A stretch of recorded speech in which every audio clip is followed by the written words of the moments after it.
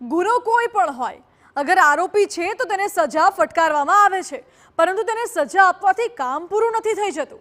સામે જે પીડિત છે, જે ભોગ બનનાર છે, તેની મનોસ્થિતિનો ક્યારેય આપણે વિચાર કર્યો છે ખરા? આ જ મહત્વપૂર્ણ મુદ્દા પર ગાંધીનગરમાં આયોજિત સેમિનારમાં આ પ્રકારે મંથન થયું.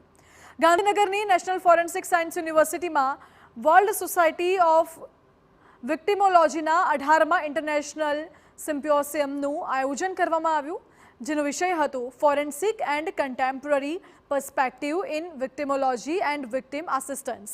આ વિશેષ સેમિનારમાં સુપ્રીમ કોર્ટના ન્યાયાધીશ જીતેન્દ્ર કુમાર મહેશ્વરી, મોંગોલિયાના રાજદૂત Ganbold Damjav, justice Kalpesh Zaveri, world society of વિક્ટિમોલોજીના પ્રમુખ જેનિસ જોસેફ સહિતના મહાનુભાવો ઉપસ્થિત રહ્યા. કાર્યક્રમમાં વિવિધ ક્ષેત્રના પીડિતો અને તેમના અધિકારો વિશે ચર્ચા કરવામાં આવી. આ પ્રસંગે સુપ્રીમ કોર્ટના ન્યાયાધીશ જસ્ટિસ જીતેન્દ્ર મહેશ્વરીએ જણાવ્યું કે વિક્ટિમ અને વિક્ટિમોલોજી એ ખૂબ મહત્વનો વિષય છે. આથી કોઈ પણ ગુનામાં તપાસ કરી રહેલા અધિકારીઓએ ગંભીરતાથી કામ લઈ કરવાની જરૂર છે.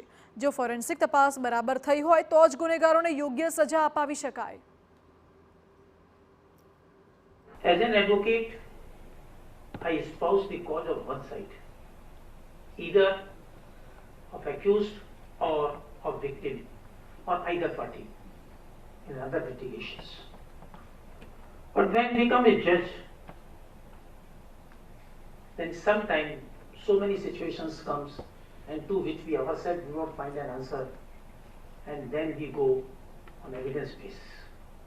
Though I fairly admit this, we are known as justice, but we passes an order and judgment, and then by which we deliver our perspective on justice, not doing justice. I should admit this.